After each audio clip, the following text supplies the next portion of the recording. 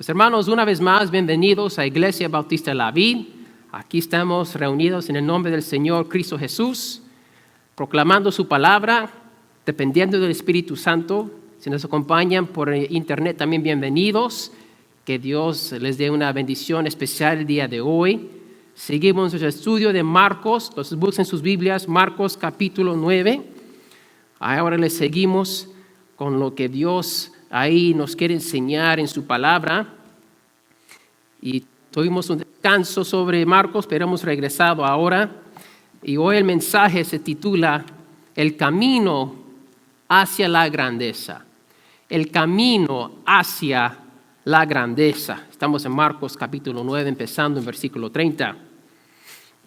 Muchos este mes pasado y aún hasta ahorita están celebrando graduaciones. Precisamente anoche en mi calle casi ni pude entrar a mi driveway porque había una fiesta celebrando la graduación de uno de mis vecinos de high school. Y es un logro, ¿no? Y se debe de celebrar. La graduación del high school, de la universidad, para muchos de kindergarten, paso hacia el futuro, ¿no? Es un paso hacia el éxito, hacia la grandeza de la vida. Para lograr la grandeza, ¿qué dicen que es necesario? ¿Qué dicen? Tiene que trabajar duro, tiene que esforzarse, tiene que estudiar, tiene que perseverar. Lo bueno cuesta, ¿verdad? Hay que tomar ventaja de las oportunidades que se presentan a uno, tener valor, tener confianza.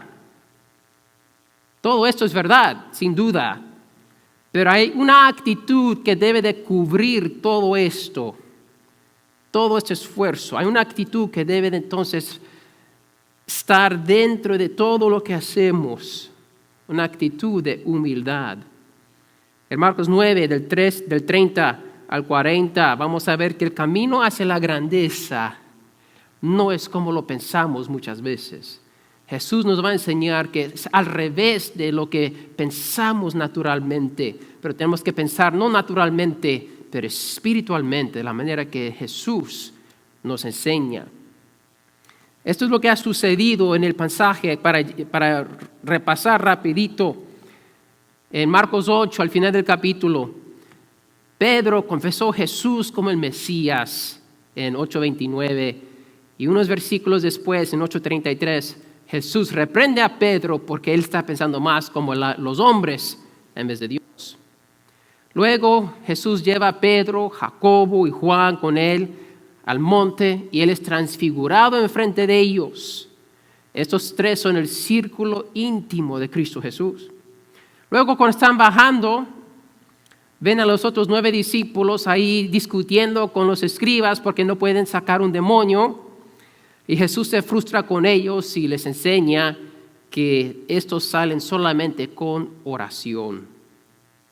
Ahora un minuto sobre eso. La semana pasada se me presentó esta pregunta 2 veces y lo platicamos el miércoles, pero lo quiero platicar aquí. Cuando vimos entonces que Jesús dijo al final del pasaje la semana pasada, versículo 29, Él les dijo, esta clase con nada puede salir sino con oración. La Reina Valera 60 dice con oración y ayuno. Y un hermano me dijo, pues pastor, parece que usted nunca tocó el ayuno. Dije, pues sí, normalmente cuando me preparo yo siempre yo predico de la Biblia de las Américas y siempre digo eso antes de leer. Pero la Reina Valera 60 dice con oración y ayuno. La Biblia de las Américas, la NBI, la Reina Valera contemporánea, ya no agrega y ayuno, porque la mayoría de los teólogos han llegado a la conclusión que y ayuno agregado después no es parte del griego original, aunque hay muchas copias de los manuscritos con oración y ayuno han concluido que eso fue agregado después. Por eso las tradiciones más modernas, más nuevas, quitan y ayuno. Y si tiene una Biblia de estudio o con notas, van a decir ahí que y ayuno fue agregado, o unos manuscritos no tienen y ayuno, y entonces por eso es bueno tener una Biblia de estudio. A veces uno aprende cosas así. Entonces todo esto para decir, hermanos, que la palabra de Dios es confiable, Con el tiempo, con el estudio, con la ayuda de Dios, entendemos, agregó esta palabrita o esto no fue exactamente, ahora entendemos con más claridad. Pero aún si Jesús dijo con oración y ayuno, el principio, la enseñanza es igual, no cambia. Una vida de oración es necesaria para tener ciertas victorias espirituales. El ayuno es una disciplina espiritual muy importante. Nos ayuda a enfocar en Cristo. Cuando sentimos esa hambre en el cuerpo, nos recuerda de nuestra necesidad espiritual de Dios y dependemos de Él. Hacemos el cuerpo sufrir, hacemos el cuerpo pasar por una prueba para que nos ayude a enfocarnos más claramente en Dios. Entonces el ayuno y la oración son algo que va mano en mano. Y si uno quiere una vida de oración poderosa, también va a aprender a ayunar. Pero bueno, ahora llegamos al pasaje de hoy, empezando el versículo 30. Ahora ellos están en camino de Cesarea de Filipo, están regresando a Galilea. Y ahora ellos, los discípulos, están discutiendo cuál es el más grande de entre ellos. ¿Cuál es el mega? La palabra es mega. Vimos unos meses atrás la mega tormenta en Marcos, donde Jesús está durmiendo. Viene una mega tormenta, los discípulos levantan a Jesús. No te importa que vamos a morir. Jesús levanta, sosiega el mar, calma el viento. Hay una mega calma. Y luego los discípulos ven esto y tienen un mega temor en su corazón. Es la misma palabra. Los discípulos están discutiendo, ¿cuál de nosotros es el mega?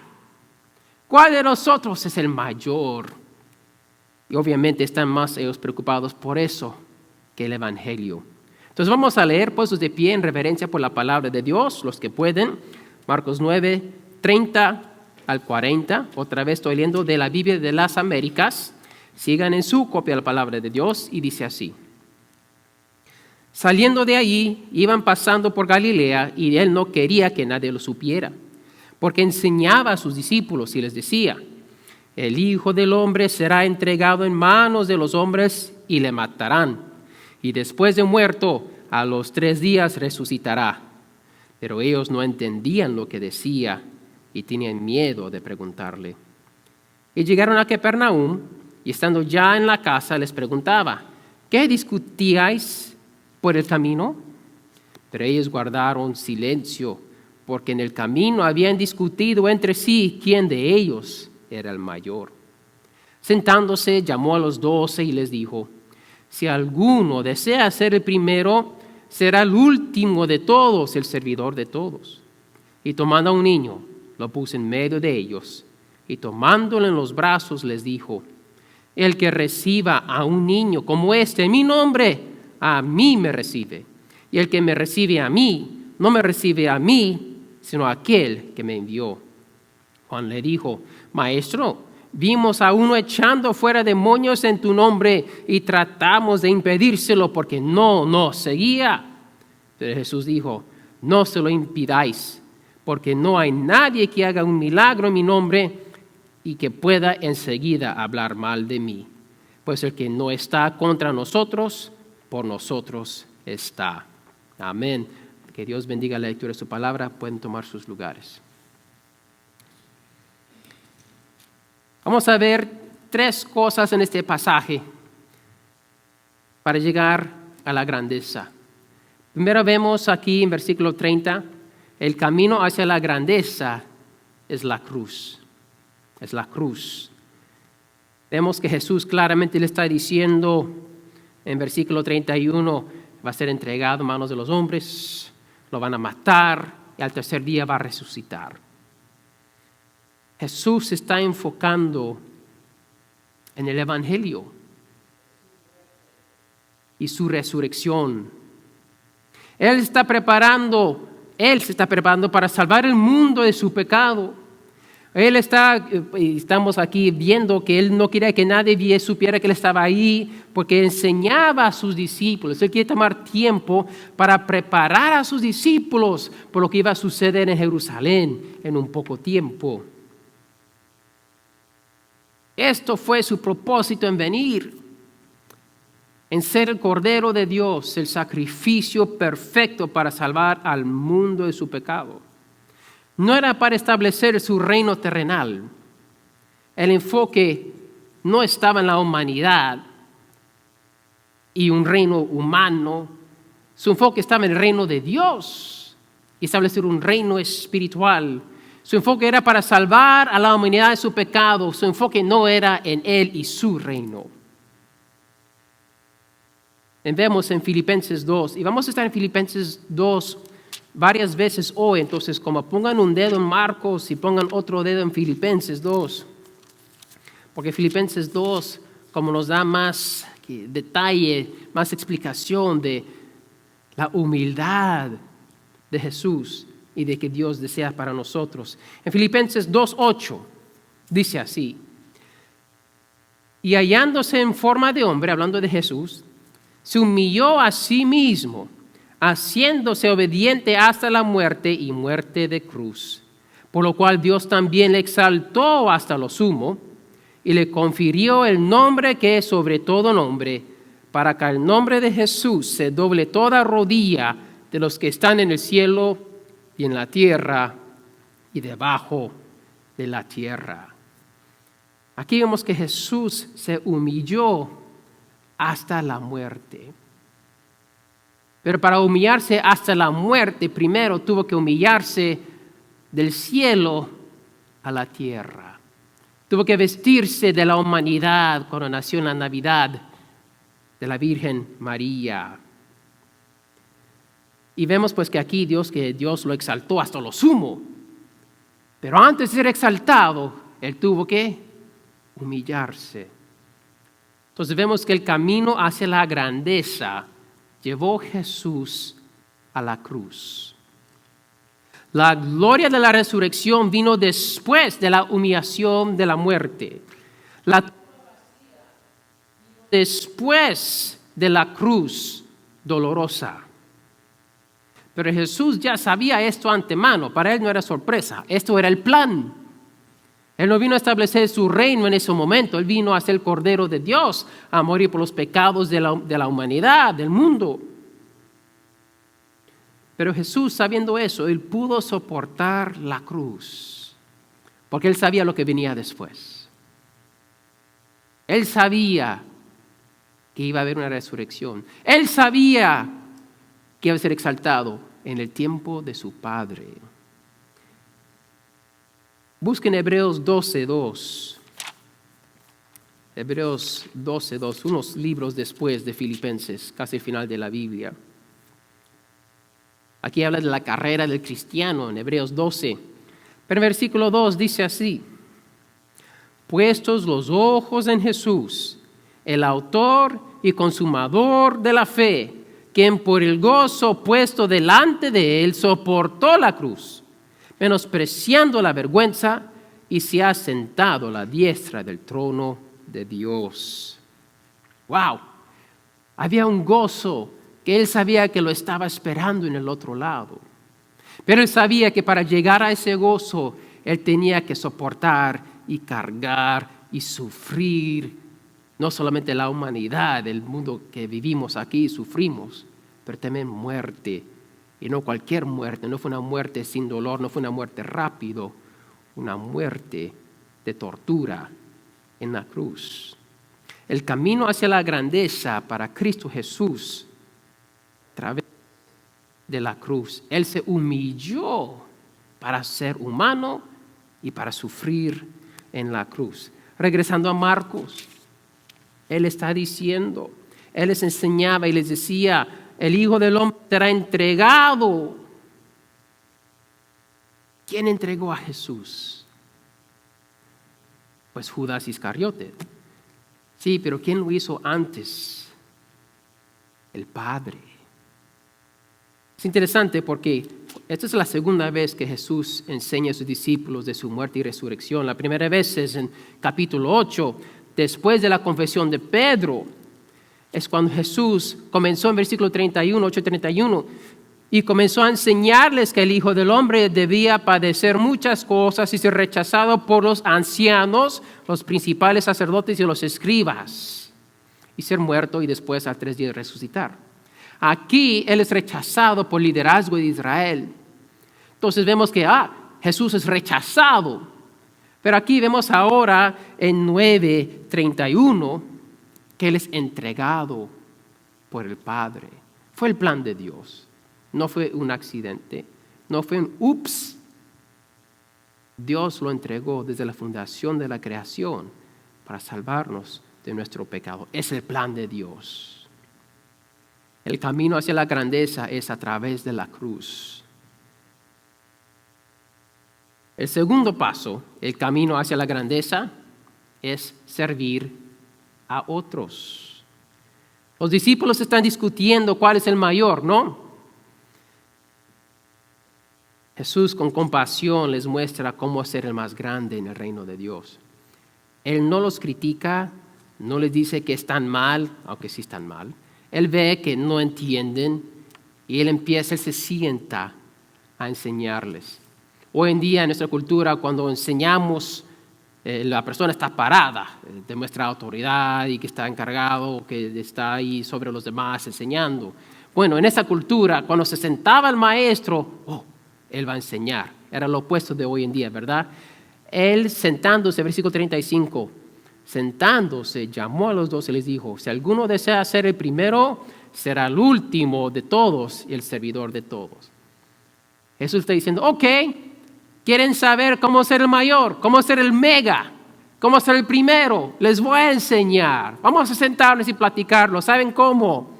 Si alguno desea ser el primero, será el último de todos y servidor de todos.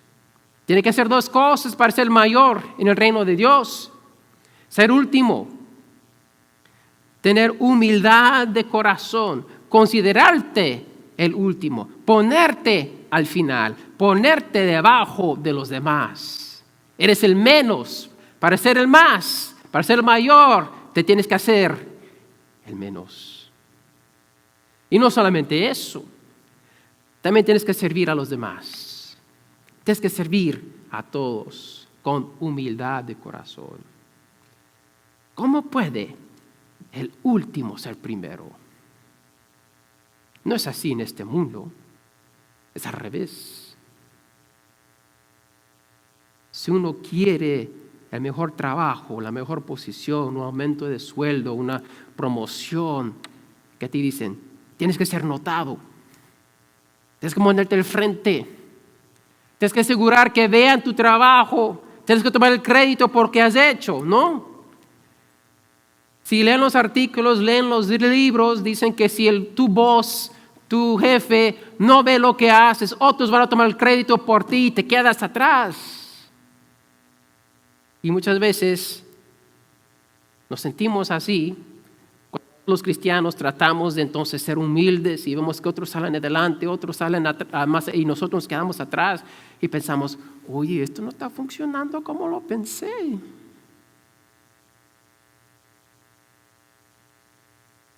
¿Cómo puede el último ser primero? Bueno, Jesús nos da un retrato, ¿no? En versículo 36, tomando a un niño, lo puso en medio de ellos. Y tomándolo en sus brazos, le dijo, el que reciba a un niño como este en mi nombre, a mí me recibe. Y al que me recibe a mí, no me recibe a mí, sino a aquel que me envió. Jesús cambia el enfoque de hacia adentro y lo voltea hacia afuera. Nosotros estamos pensando, los discípulos están pensando, ¿qué tengo que hacer yo para yo ser mayor? Yo quiero ser el mayor, ¿qué tengo que hacer yo? ¿Qué tiene que suceder? ¿Qué se tiene que mover para yo ser mayor? Jesús dijo, no. Miren hacia afuera. El que recibe a un niño. Bueno, tenemos que entender que los niños en esta cultura no eran vistos igual que nosotros hoy en día. Hoy tenemos más compasión, quizás más atención a los niños pequeños, ¿verdad? En este tiempo, mitad de los bebés no sobrevivían hasta los 4 o 5 años. La mortalidad era muy alta para los niños. Y si un niño llegaba a los 8, 9, 10 años, parece que sí la va a hacer. Era la realidad de ese tiempo. Es la razón por la cual la Iglesia Católica empezó a bautizar niños. Mitad de los bebés se morían. Y los padres preocupados que los bebés iban al cielo porque no habían recibido el sacramento. Entonces la iglesia empezó a bautizar a los bebés para calmar a los padres y que todo está bien, cálmense, vamos a bautizar a los bebés para que vayan al cielo. Bueno, no es la razón de bautizar bebés para calmar la conciencia sin saber si eso funciona o no. La Biblia no enseña eso. El punto es que los niños no eran apreciados. Por eso los discípulos, cuando los padres traían los niños, no molesta al maestro, son niños pequeños, no, un poquito más de un perro. Pero aquí dijo Jesús, no, dejad los niños venir a mí. Wow. Jesús cambia el enfoque. Si reciben a un niño, ¿qué está haciendo Jesús? Los discípulos es, ¿cuál de nosotros es mayor? Y Jesús, el que recibe a un niño me recibe a mí y a mi Padre. Hermanos, esto tiene que ver con la salvación. Esto es súper importante, porque para recibir a Cristo es recibir la salvación, la vida eterna. Y si uno recibe al niño, recibe a Jesús, recibe al que lo envió, el Padre. Wow. Jesús da atención y valor a los más insignificantes de la sociedad. Y Jesús está diciendo, eso es lo que ustedes tienen que hacer si quieren ser primero. A los que ustedes consideran los menos, los menores, los insignificantes, los que no valen mucho, ustedes tienen que bajarse debajo de ellos y servirles. Esos van a ser los primeros en mi reino, en el reino de Dios. La lección es esta. Jesús quiere que el enfoque de sus seguidores, Él quiere que el enfoque de la iglesia no esté en como nosotros ser mayor, pero en cómo nosotros podemos entonces servir a los menores y hacernos menores que ellos. Y es aún mejor si el otro en nuestros ojos, en nuestro pensar, son menores de la sociedad, porque ahora en verdad nos estamos humillando en servirlos. Ellos tienen que entonces tener valor en nuestros ojos. Tienen que ellos entonces ser nuestros amos, porque somos sus siervos. Wow. Cuando servimos a alguien, le estamos mostrando y diciendo que tienen valor, que son dignos de ser servidos. Son dignos de nuestra atención y estamos mostrando el amor de Dios hacia ellos, ¿no? Por eso Jesús lavó los pies de sus discípulos. Pero cuando no damos valor a una persona, lo opuesto también es verdad, ¿no? Cuando no los recibimos, quien sea, estamos diciendo que Dios es ignorante porque Él sí les da importancia. Y según nosotros no son dignos de importancia y valor. Quizás no lo pensamos con esas palabras. Yo los conozco, yo sé que no piensan así, pero nuestra actitud y nuestras acciones declaran eso. No son dignos de ser servidos. Wow. No, mis hermanos. Si nosotros, y no solamente la vi, y hermanos, nosotros somos una iglesia de amor. Pero si la iglesia entendiera este mensaje, esta verdad, ¿cómo sería nuestra sociedad? ¿Cómo estaría nuestro país? ¿Cómo estaría el mundo? ¿Se acabaría el racismo? ¿La discriminación? ¿Se acabaría qué? ¿El odio? ¿La violencia? ¿La depresión? ¿La soledad? Muchos problemas de hoy en día se terminarían si todos aprenderíamos de recibir a un niño, al más pequeño, al más insignificante, y servir a los más insignificantes de la sociedad. De la misma manera que Jesús nos sirvió a nosotros cuando Él se humilló y fue a la cruz. Jesús no hizo nada de lo que Él nos pide a nosotros. Él lo hizo primero. Él nos mostró cómo. Pero Él dice, cualquiera que reciba a un niño como este, en mi nombre, a mí me recibe. El camino hacia la grandeza es a través de la cruz, es a través de servir a los demás. Y tercero, el camino hacia la grandeza es entender que tú no eres el único. Mira versículo 38. Juan le dijo, Maestro, vimos a uno echando fuera demonios en tu nombre y tratamos de impedírselo porque no nos seguía. Mira, observa eso. ¿Qué dice Juan, el amado de Jesús? Hey, él estaba echando fuera demonios, pero no nos seguía. No dijo a Jesús, no te sigue, ¿no? ¿Qué dijo? No nos seguía. Wow. Gracias a Dios, pues que Él entendió esto más después. Uno lee primera, segunda, tercera de Juan. Uno lee el Evangelio de Juan. Vemos que Él entendió esto. Pero aquí dijo Jesús, versículo 39. No se lo impidáis, porque no hay nadie que haga un milagro en mi nombre. Él lo cambió. Juan, no es que no nos sigue. Lo hace en mi nombre. ¿Quede claro, Juan? Sí, yo los escogí. Sí, le estoy enseñando. Pero es en mi nombre que cuenta. No nuestro nombre.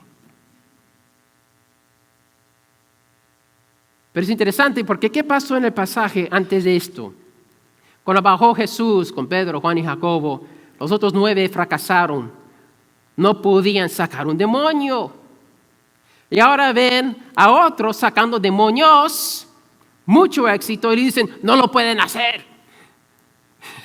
Wow, es un poco para mí divertido porque lo que los discípulos no podían hacer por falta de oración, ahora ven a otro en el nombre de Jesús haciendo y se lo quieren impedir.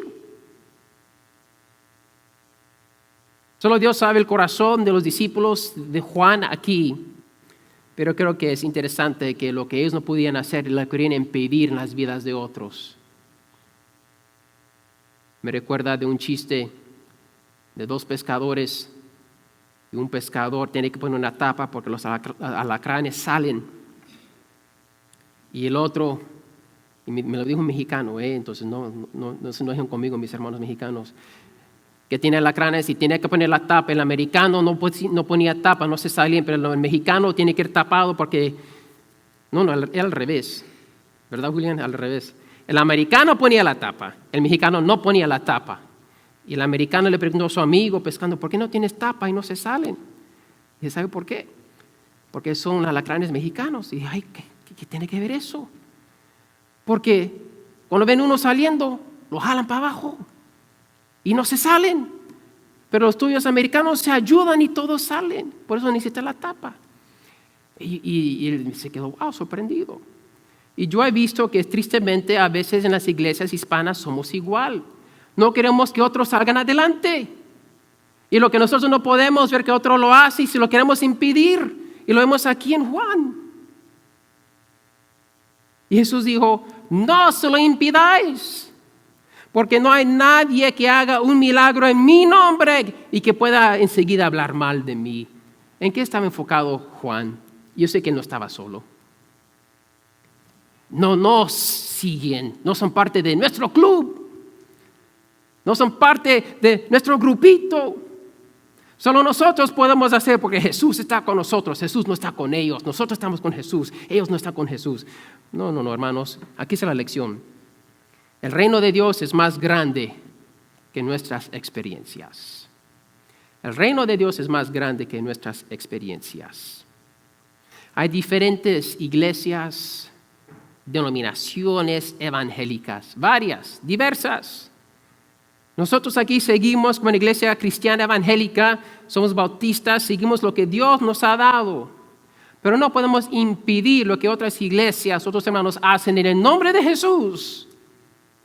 Y decir, eso no cuenta. Porque lo que Dios hace es más grande que nuestra experiencia. No podemos juzgar, ni criticar, ni tratar de impedir lo que Dios está haciendo en otras iglesias. Ese no es nuestro reinito y que nuestro reino crezca. Lo que cuenta es y esa iglesia solamente es una embajada de muchas en todo el mundo. Gloria a Dios. Que Dios está usando diferentes iglesias para alcanzar diferentes personas. El enfoque de Jesús, empezando que el Evangelio, su muerte y resurrección. Los discípulos se enfocan en cuál es el mayor. Juan quiere que otros no hagan lo que ellos están tratando de hacer. Hermanos, es por este enfoque en el reino de Dios que nosotros pudimos compartir un edificio con una iglesia carismática por 2 años. Porque tenían ciertas doctrinas y creencias en lo cual no estamos de acuerdo. Pero ¿sabes qué? Sí estuvimos de acuerdo en una cosa, el Evangelio. Que Cristo murió, fue sepultado, resucitó el tercer día. Él derrotó a Satanás, la muerte, perdona el pecado y cualquiera que se arrepiente de su pecado y pone su fe en Cristo Jesús, nace de nuevo. Es bautizado por el Espíritu Santo, que se bautiza después en el agua, declara a todos lo que ya sucedido en su corazón y es llamado a ir a hacer más discípulos. En eso estábamos de acuerdo. Y pudimos entonces, en unidad, en amor, compartir no solamente el edificio, hicimos un evento grande, evangelístico juntos. Éramos diferentes idiomas, inglés, español, diferentes etnias, hispanos, americanos, diferentes denominaciones. Éramos bautistas, conservadores, ellos eran carismáticos. ¿Pero qué teníamos en común? Cristo.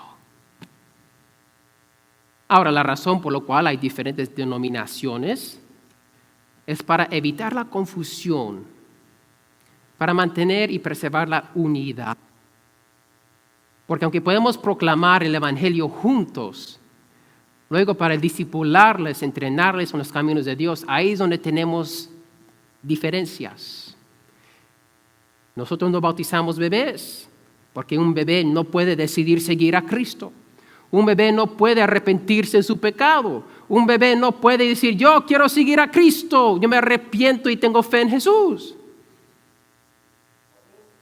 Cristianos evangélicos bautizan a bebés.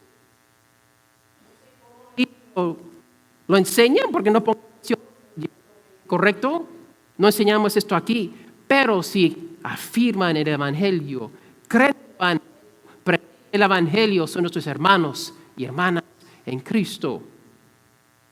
Y si tuviéramos 2 maestros de escuela dominical, por ejemplo, y un domingo un maestro dice, el bautismo no salva. Y el próximo domingo el otro maestro enseña, el bautismo salva. Ahí tenemos un problema en la iglesia. ¿Por qué? ¿Cómo pueden los dos ser correctos? Y va a causar división en la iglesia. Ahora, si uno cree que el bautismo es el momento de la salvación, puede encontrar otra iglesia donde creen eso. Pero les puedo mostrar varios pasajes donde es claro que eso no es la verdad. Unos reciben el Espíritu Santo antes de bautizarse, unos en el momento del bautismo. ¿Qué? Dios obra diferente en cada vida. Y no vamos a decir, Dios solo obra así, cuando la Escritura en Hechos, en estos lugares nos enseñan claramente reciben el Espíritu Santo antes de ser bautizados. Fueron salvos antes. Y el ladrón poco fue bautizado, pero hoy estarás conmigo en el paraíso. El punto es este. Aunque hay diferencias entre la iglesia evangélica, no podemos impedir si lo hacen en el nombre de Jesús y afirman y creen el mismo Jesucristo que nosotros creemos. Porque el reino de Dios es más grande que nuestra experiencia. Y podemos aprender de Juan aquí y no impedir cuando están haciendo algo en el nombre de Jesús. Ahora, claro, si hacen algo en nombre de Jesús y va en contra de la palabra de Dios, si están manipulando la palabra de Dios de una manera que está distorsionando y está haciendo perverso el Evangelio, eso sí tenemos que declarar, eso no es correcto, basado en la palabra de Dios, ¿verdad? El punto no son esos casos, el punto son nuestros hermanos y hermanas en Cristo de diferente pensar en doctrinas secundarias que no afectan el mensaje del Evangelio. Pues hermanos, ¿qué hacemos con todo esto? El camino hacia la grandeza es a través de la cruz.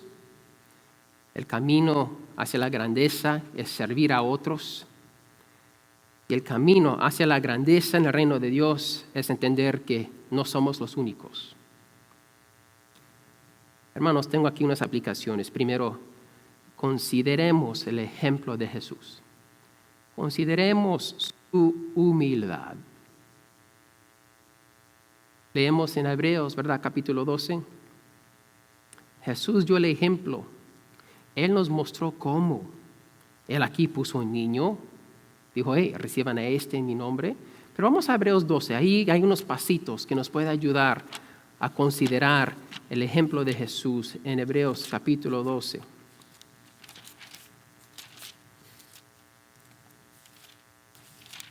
Esto es como correr la carrera, como entonces llegar a la grandeza en el reino de Dios. Dice ahí en Hebreos 12, estoy en 12, versículo 1. Por tanto, puesto que tenemos en derredor de nosotros tan gran nube de testigos, despojémonos también de todo peso y del pecado que tan fácilmente nos envuelve y corramos con paciencia la carrera que tenemos por delante. Hermanos, para correr la carrera hacia grandeza tenemos que dejar el peso del pecado. Tenemos que dejar el peso del pecado. La única manera es confesarlo. Confesarle, Dios, soy pecador, soy pecadora. Dios, yo hice mal. Dios, perdóname. Y Dios te quita ese peso. Tú no te puedes deshacerlo. Solo Cristo te puede librar de tu pecado. Dice después que corramos con paciencia y tenemos que correr la carrera hacia la grandeza con paciencia. No es algo que pasa de un momento al otro. La madurez no se alcanza express. Nos gustaría, pero no es así. Con paciencia, día tras día, un día a la vez. No nos preocupamos por mañana, dice Jesús Mateo 6. Hoy tienes suficientes problemas. Enfoquémonos en la gracia que necesitamos para el día de hoy. Y dice ahí, puestos los ojos en Jesús, versículo 2, el autor y consumador de la fe. ¿Quieres fe? Pon tus ojos en Cristo.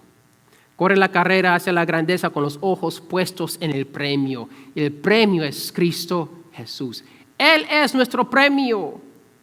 No las calles de oro, aunque va a ser magnífico. No las mansiones que Él fue a preparar por nosotros, aunque estoy esperando eso también. El premio del cristiano es Cristo. Cristo es nuestro premio. Y la cosa es, aunque anhelamos verlo un día cara a cara, hoy ya tenemos su espíritu. Y hoy ya tenemos el premio si simplemente decidimos caminar con Él. Y al final ahí dice, versículo 3, considera pues a aquel que soportó tal hostilidad de los pecadores contra sí mismo, para que no os canséis ni os desaniméis en vuestro corazón. ¿Qué está diciendo ahí? Para correr la carrera hacia la grandeza, tenemos que aprender a soportar las injusticias de la vida, sin quejar, con de humildad. Jesús lo hizo. Él murió injustamente, fue acusado injustamente, recibe una penalidad injustamente. Y todos sabemos que en este mundo no hay justicia verdadera. Y vamos a sufrir injusticias en el nombre de Jesús. Y tenemos que soportar esas injusticias. No tragar. Jesús nos enseñó a clamar a Dios por justicia, orar a Dios en el Padre Santo, pedir a Dios por justicia. Sí, pero mientras esperamos ese día, tenemos que aprender a soportar las injusticias, no quejarnos, pero confiar en Dios y tener humildad durante ese tiempo que esperamos. Tenemos que considerar el ejemplo de Jesús y ser humildes. Dejar que Él se encargue, que Él mueva las cosas, que Él abra las puertas. Otra aplicación, sigue el ejemplo de Jesús. Tenemos que considerar su ejemplo, ver cómo Él lo hizo, pero ahora tenemos que seguir también, enfocarte en servir a otros. Esta es una iglesia trabajadora.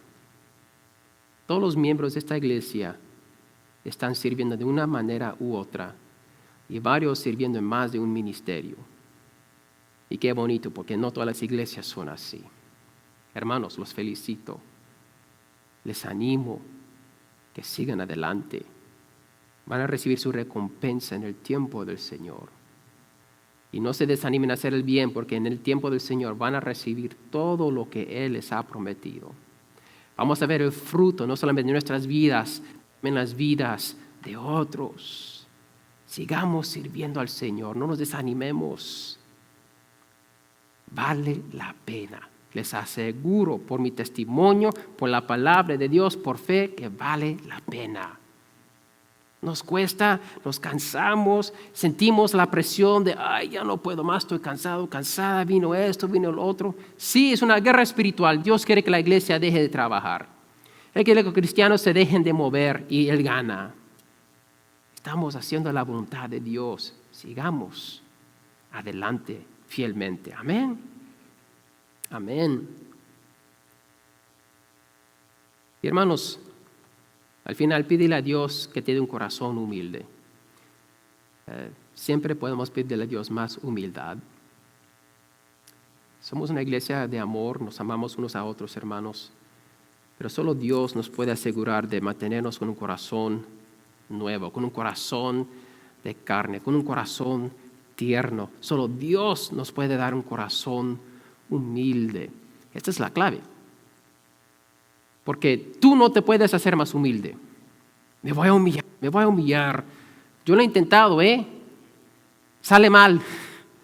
Porque cuando tú tratas de humillarte, me voy a humillar y lo haces en tu poder, o lo voy a hacer porque quiero honrar a Dios. Te cansas, te frustras, eventualmente dices, ¿y por qué yo me tengo que humillar? Él no se está humillando. Ella nos está humillando, empezamos a tener más rencor y amargura porque estamos tratando de ser humildes. It doesn't work. No funciona. Pero si nos arrodillamos y le pedimos a Dios, Dios, dame un corazón humilde. Ahora estamos haciendo las cosas bien. Porque el corazón humano está enfermo. El corazón humano es orgulloso. Y si nos tratamos de humillarnos, hacer una pelea, pero si nos entregamos a Cristo, Dios, no soy humilde, soy orgulloso, soy vanaglorioso, soy egocéntrico. Señor, perdóname, es pecado, yo sé, pero yo no puedo hacer nada. Señor, por favor, sálvame de mi orgullo. Ahora uno se está humillando a los pies de Cristo y Él va a hacer la obra. Véngase Mauro y Anderson, por favor. En Ezequiel 11, lo voy a leer. Ezequiel 11, versículo 19-20, dice así. Yo les daré un solo corazón y pondré un espíritu nuevo dentro de ellos. Y quitaré de su carne el corazón de piedra y les daré un corazón de carne, para que anden en mis estatutos, guarden mis ordenanzas y los cumplan. Entonces serán mi pueblo y yo seré su Dios. Cualquier persona que se arrepiente de su pecado y le pide a Dios perdón por su orgullo, vanagloria, dice, Dios, yo quiero ser humilde. Yo quiero ser como Cristo. Perdóname. Dios le dará un corazón nuevo. Tú no puedes cambiar, mi hermano, mi hermana. Amigo, amiga, tú no puedes mejorar tu vida. Por eso Dios nos mandó a Jesús. Necesitamos un Salvador.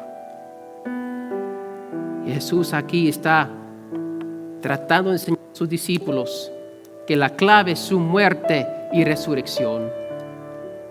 Pero solo pueden pensar en ellos mismos y no pueden ver que Dios les está ofreciendo algo mucho mejor. Él les mostró el camino. Sirve a tu prójimo. Humíllate ante tu Dios.